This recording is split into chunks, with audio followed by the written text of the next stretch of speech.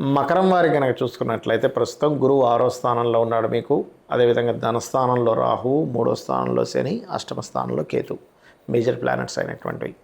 So ఎప్పుడైతే మీకు లగ్నంకి 6వ స్థానంలో గురువు ఉన్నాడో కాస్త గురువులతోని కొంచెం పెద్ద మొత్తంలో ఎవరికైనా అప్పు ఇవ్వడం తీసుకునేటువంటి అంశాలలోని కొద్దిగా జాగ్రత్తగా ఉండండి.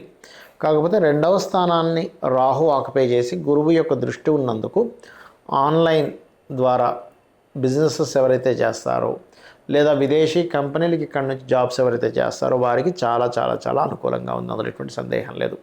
ఇక మకరం వారికి 3వ స్థానంలో ఉండేటువంటి శని భగవానుడు మంచివాడే, దానిలో ఎటువంటి ఇబ్బంది లేదు, గుర్తుపెట్టుకోండి. గృహయోగము, వాహన యోగాలు అనుకూలంగానే ఉంటాయి, అందులో ఎటువంటి సందేహం లేదు.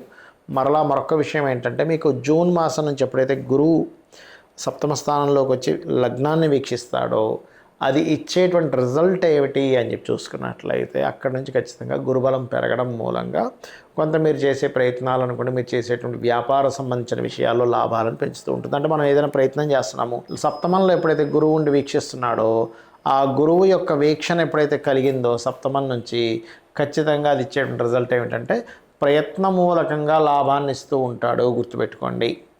అలాగే మరొక విషయం ఏంటంటే ఇక్కడ గమనించినట్లయితే ఇక్కడ కొత్తగా ఎవరైనా కొత్త పరిచయాలు ఏర్పడము, గురువుల పరిచయాలు ఏర్పడము. కాకపోతే కొంచెం 3వ స్థానంలో శని ఉన్నందుకు మీరు ఏదైతే కమ్యూనికేట్ చేస్తుంటారో, ఎవరి గురించి అయితే మీరు మాట్లాడుతుంటారో కొంచెం చూసి మాట్లాడండి.